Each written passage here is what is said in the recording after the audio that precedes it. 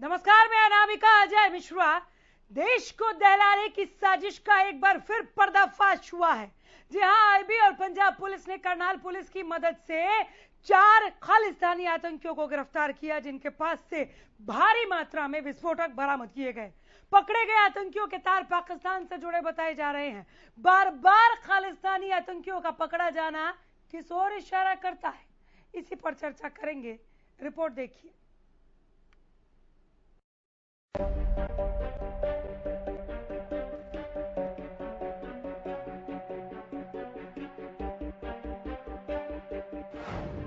आतंकी साजिश का पर्दाफाश। जी हां, एक बार फिर आतंकी साजिश का पर्दाफाश करने में बड़ी कामयाबी हाथ लगी है।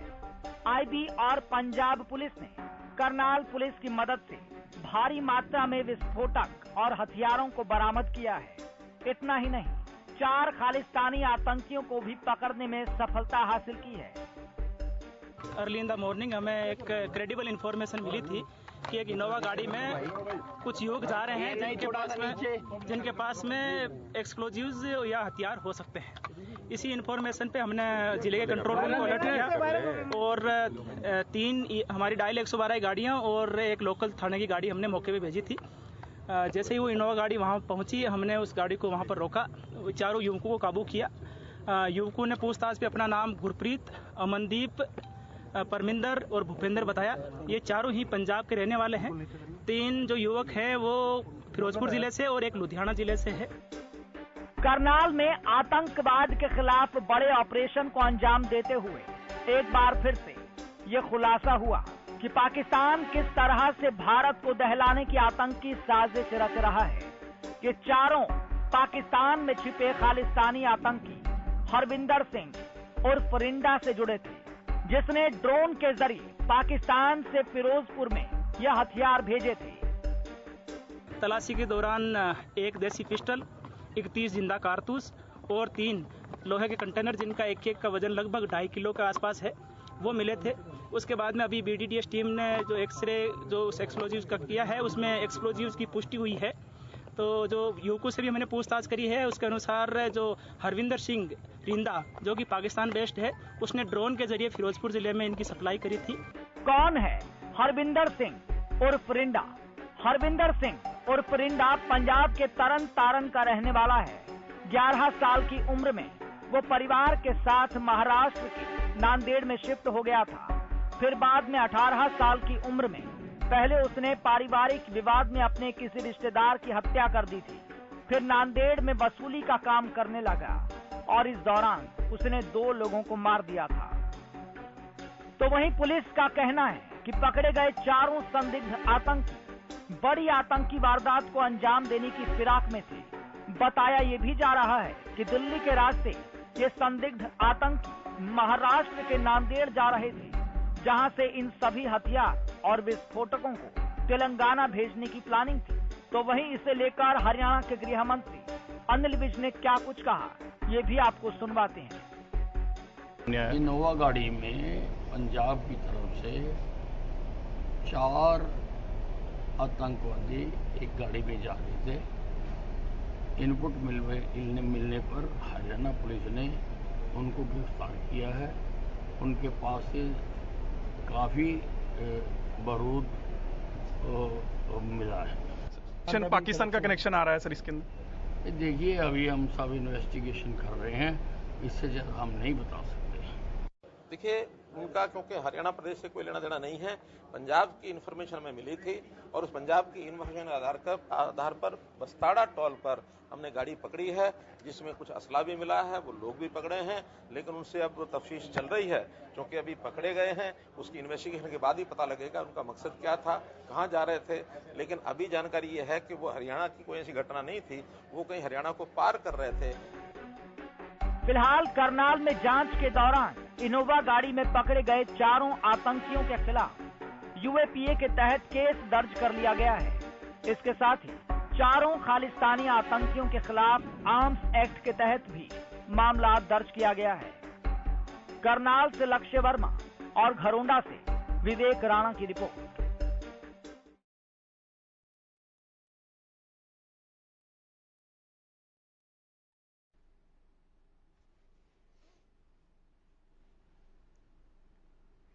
आइए धीरे धीरे पैनल से आपको मिलवाते हैं। हमारे साथ करनाल से हमारे संवाददाता लक्ष्य वर्मा फिलहाल जुड़ गए हैं और न्यूज रूम से हमारी सहयोगी अनु हमारे साथ मौजूद है यहाँ पर। लक्ष्य, आपसे शुरुआत करते हैं।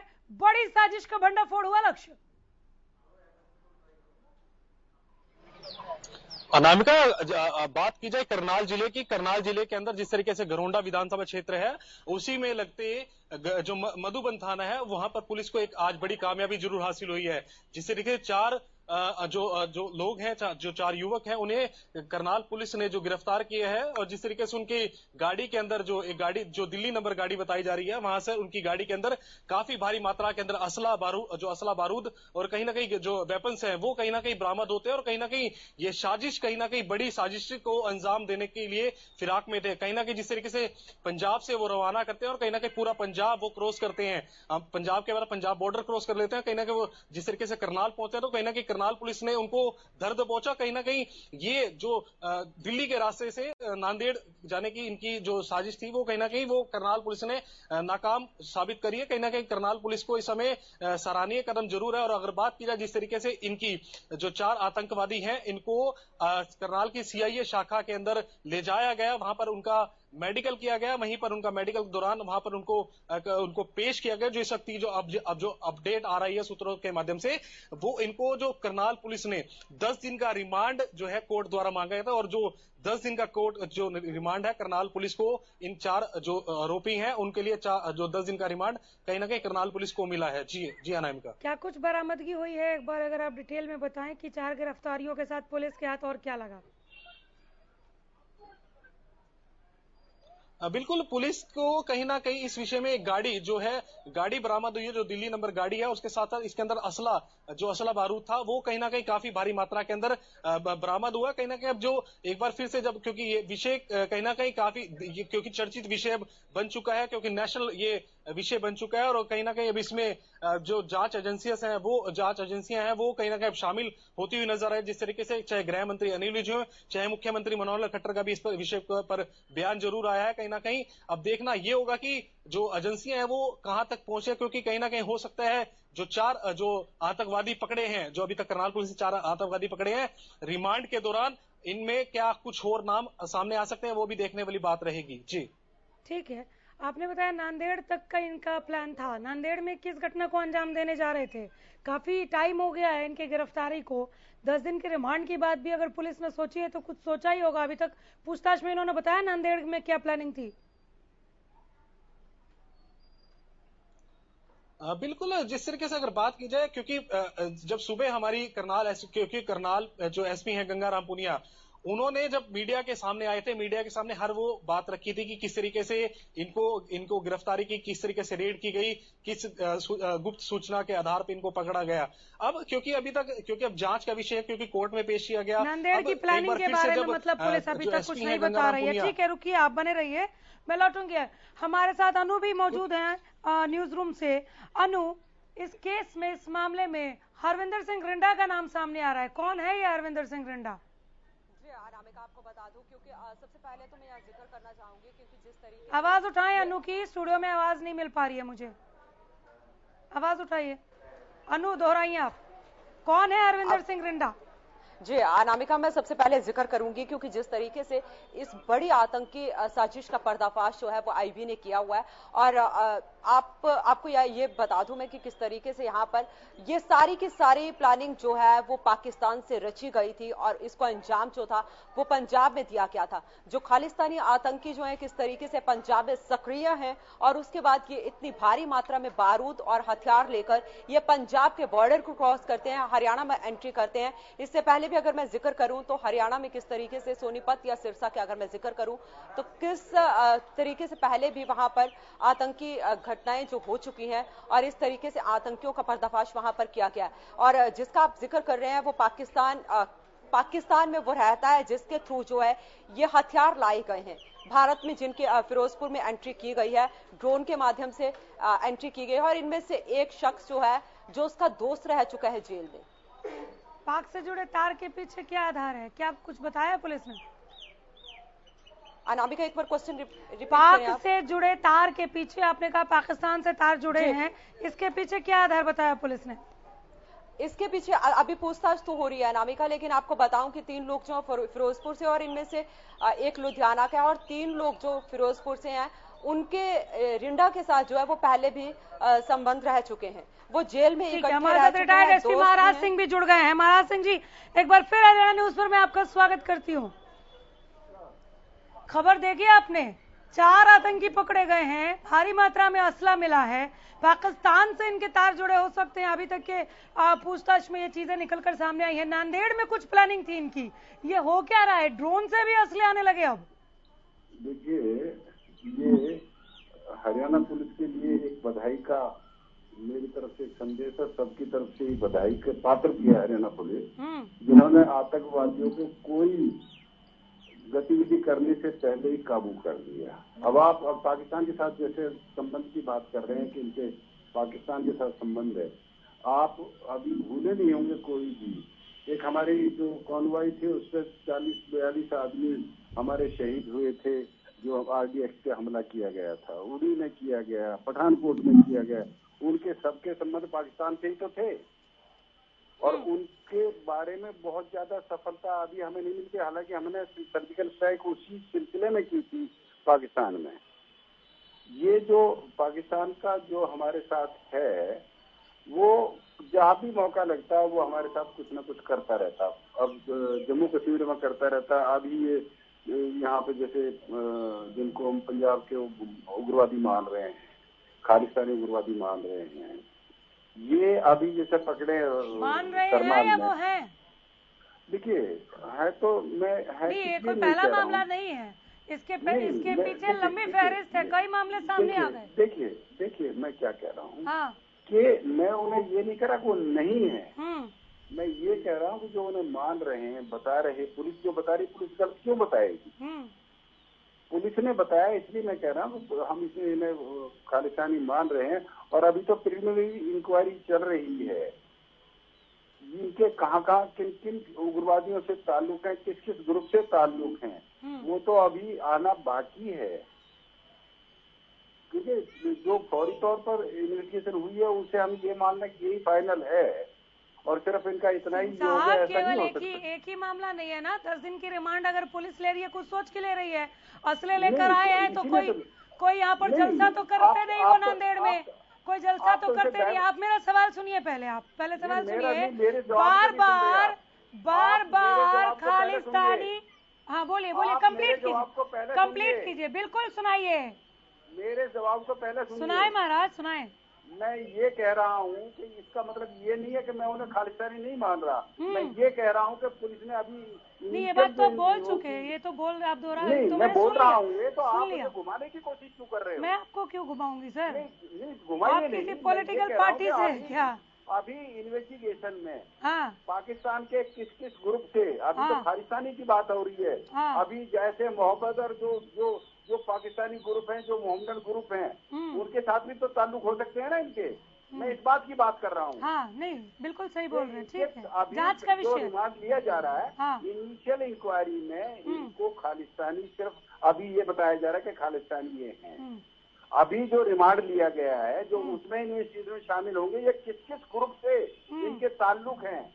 अभी तो सिर्फ इतना कि पाकिस्तान में से इनके ताल्लुक हैं, पाकिस्तान के किस किस ग्रुप से ताल्लुक है वो भी तो निकलेगी ना बातें। बिल्कुल, तो उन बातों की बात मैं कर रहा हूँ। चलिए आप पूछ लो, मैं सवाल। अभी ये बहुत बड़ा एक हमारी कामयाबी है, निश्चित तौर पे ये बहुत बड़ी सफलता कर रहा है। निश्चित तौर पे जो पाकिस्तान हमारे साथ कर रहा है, जहाँ उसका मौका लगता है वो हमारे साथ कुछ ना कुछ करता रहता है।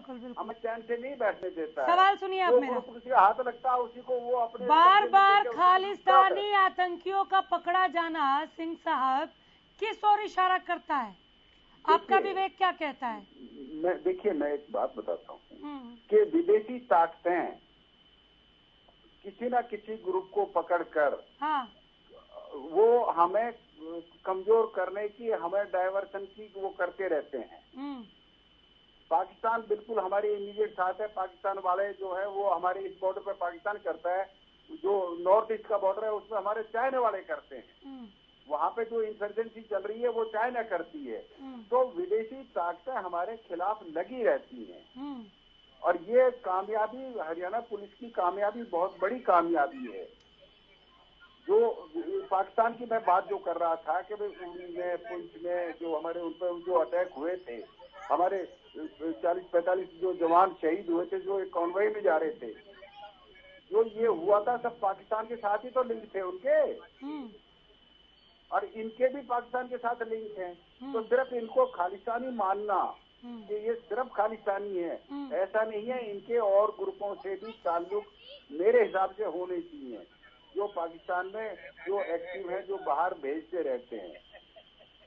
ये क्योंकि खालिस्तान का जो मामला था वो बहुत दिन से दबा हुआ था, अब फिर से शुरू कर दिया है। क्योंकि जैसे जैसे हमारी आर्मी ने, हमारी पुलिस ने कश्मीर में काबू करना शुरू किया, अब उन्होंने एक दूसरा ग्रुप पकड़ लिया। तो ये पाकिस्तान जो है, ये उसकी जो नापाक इरादे हैं उनको एक तरह से पुलिस ने नाकाम किया है, इनको पकड़ के। ठीक है, और ये बहुत बड़ी लक्ष्य, मैं आपके पास आ रही हूँ, इसी सवाल का जवाब ढूंढ रही हूँ मैं। काश अभी बीजेपी कांग्रेस भी होते। बार बार खालिस्तानी आतंकियों का पकड़ा जाना, ठीक है महाराज सिंह जी, इंतजार करें अपनी बारी का। लक्ष्य, बार बार खालिस्तानी आतंकियों का पकड़ा जाना किस ओर इशारा करता है? आप फील्ड से लगातार हमें रिपोर्ट कर रहे हैं, किस तरह की प्रतिक्रियाओं का दौर आप बाहर देख रहे हैं? बिल्कुल अनामिका, अगर बात की जाए जिस तरीके से आज इन 4 जो आतंकवादी हैं इनको गिरफ्तार किया गया, कहीं ना कहीं बड़ा जो हमला कहीं ना कहीं हो सकता था। मगर सवाल ये है कि जिस तरीके से क्योंकि जब काफी देर से हम इस विषय को लेकर जब किसी से भी बात कर रहे हैं तो कहीं ना कहीं यही सूचना बार बार लोगों द्वारा भी बोला जा रहा है, आम पब्लिक द्वारा भी यही बोला जा रहा है। आखिर पंजाब से लेकर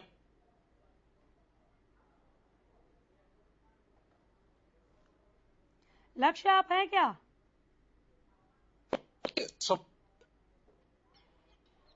लक्ष्य को मैं सुन नहीं पा रही हूँ। अन्नू, आप क्या देख रही हैं? बार बार खालिस्तानी आतंकियों के पकड़े जाने को लेकर जो खबरें आ रही हैं, क्या इशारा नजर आ रहा है? अनामिका, अगर मैं यहाँ पे बात करूँ, क्योंकि जिस तरीके से इससे पहले भी कई ऐसी घटनाएं सामने आ चुकी हैं, मैंने जिक्र किया था पहले सोनीपत का और सिरसा का भी जिक्र किया था, और आए दिन जब इलेक्शन थे उस दौरान भी इस तरीके के आतंकी साजिश जो है वो नाकाम की गई है, चाहे पंजाब पुलिस की तरफ से की गई हो या फिर हरियाणा पुलिस की तरफ से की गई हो।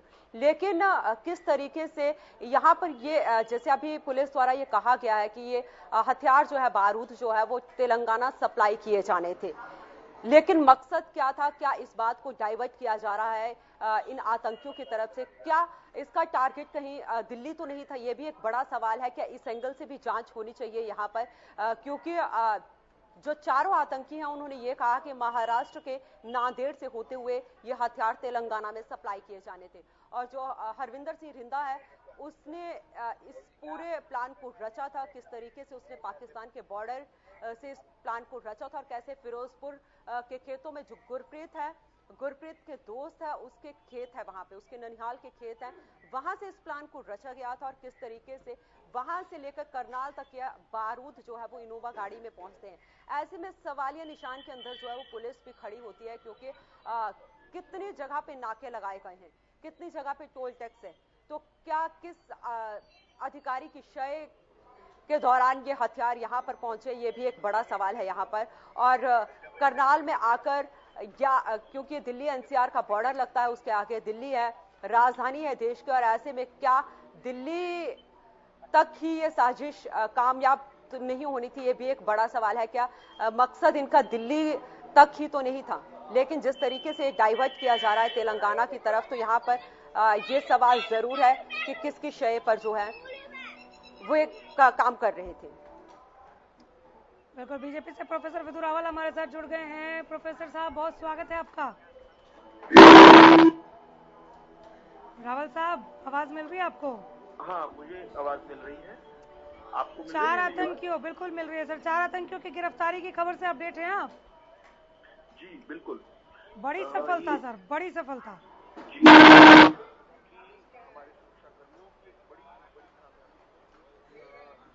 हरियाणा पुलिस ने और विशेष रूप से करनाल पुलिस ने 4 आतंकवादियों को नैप किया है, लेकिन साथ साथ ये सवाल खड़ा करता है कि फिरोजपुर से लेकर अंबाला हरियाणा बॉर्डर तक लगभग 180 किलोमीटर तक ये किस प्रकार इतने लंबे स्ट्रेच आया तक कैसे? पहुंच पाए।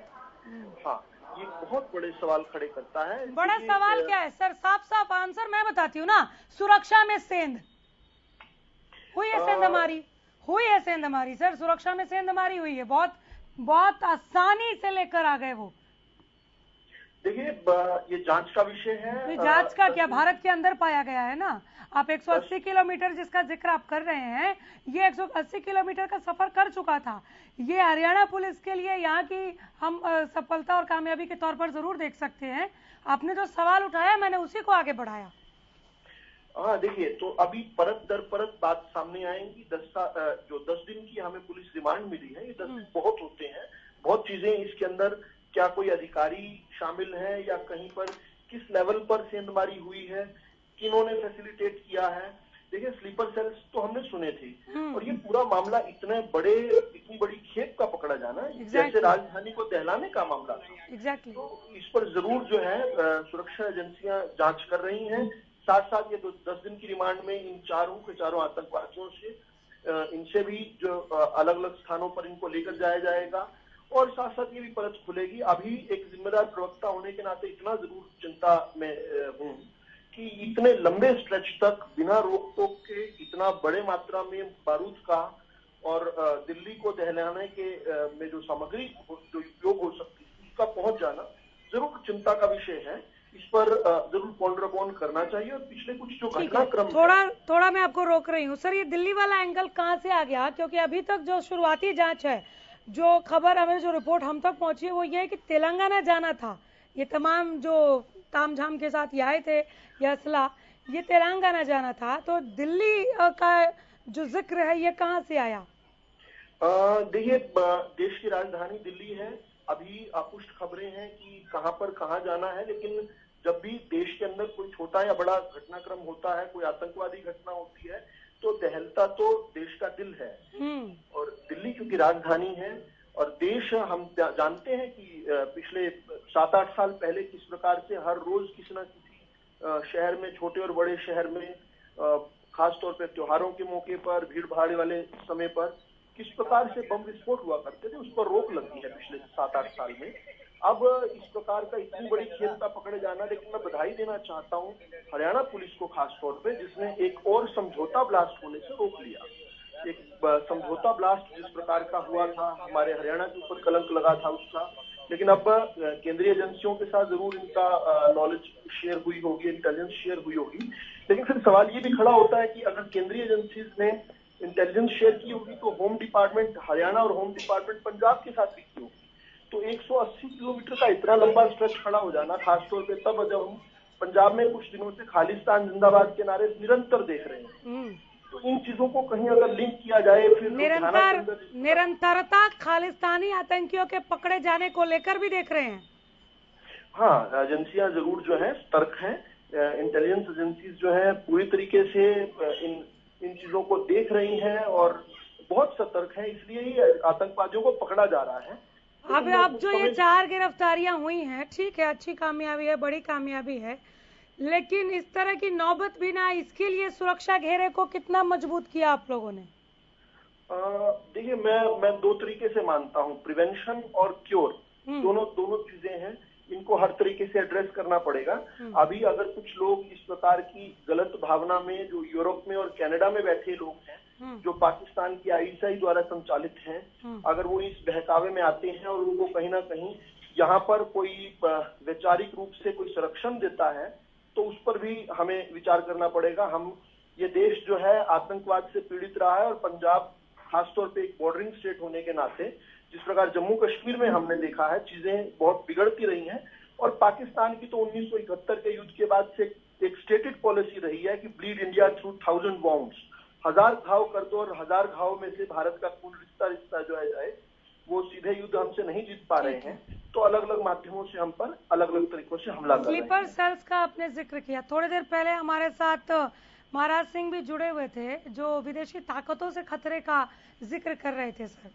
लेकिन जब बात स्लीपर सेल्स की होती है, और जब बात देश की सीमा में इतना भीतर तक इतना ज्यादा असला लेके घुस जाने की होती है और गिरफ्तारी की होती है, तो ये सवाल बहुत वाजिब हो जाता है प्रोफेसर साहब कि क्या वाकई केवल विदेशी ताकतों से खतरा है या बार बार खालिस्तानी आतंकियों की गिरफ्तारी और इतना भीतर तक धमक आंतरिक खतरे की ओर भी इशारा कर रहा है?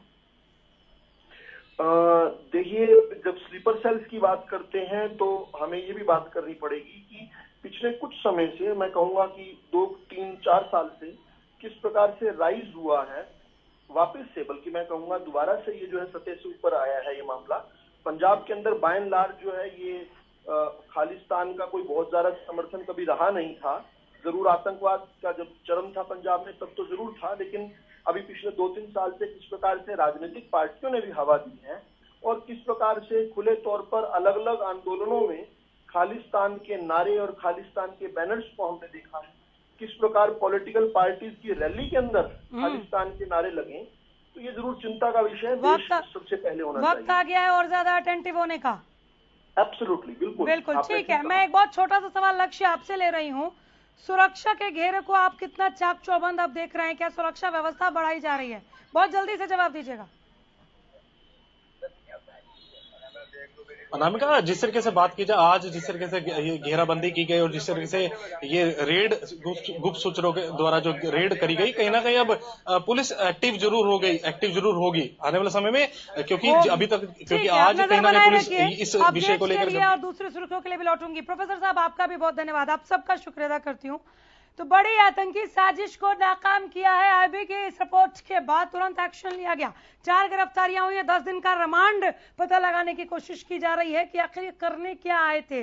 कुछ बुराई करने वाले थे, लेकिन प्लान क्या था वो जानने की जुगत में अब हमारी एजेंसीज, हमारी पुलिस टीम जुट गई है। अपडेट लेकर आते रहेंगे, देखते रहिए हरियाणा न्यूज। नमस्कार।